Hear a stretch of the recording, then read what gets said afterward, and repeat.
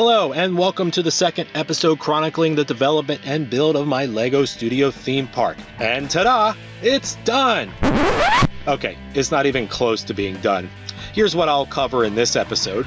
First, selecting the rides for the thrill park portion, and then Mills plates, and then next steps. I have a number of sets that I'm going to initially incorporate into the thrill rides section of my park.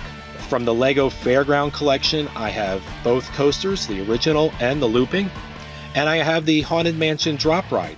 I also have a number of these Creator 3-in-1 sets that are geared towards coasters and amusement rides. Most of these will not be in the coaster build because I'm going to want some other rides besides just coasters. Now, before I can actually start laying out any of the pieces, I need to start working on what the park will be built upon. And I've decided that I'm going to use Mills plates as my base. Now, what are Mills plates? Well, there are a number of videos out there that do a great job of explaining, so I'm not going to go into a deep dive about them. But they stand for Modular Integrated Landscaping System. And it's usually used for city buildings so different builders can easily connect their sections of a city. It also provides structural support.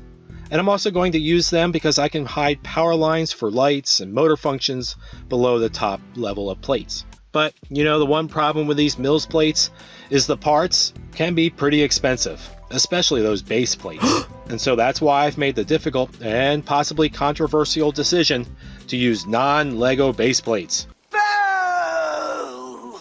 Boo!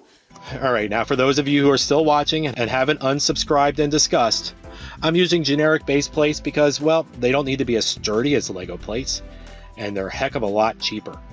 To cover just the area that I have planned for the thrill park section alone is roughly 5 base plates deep by 10 base plates wide. So we're talking about 50 Mills plates that I'm going to need to construct just for the thrill park section.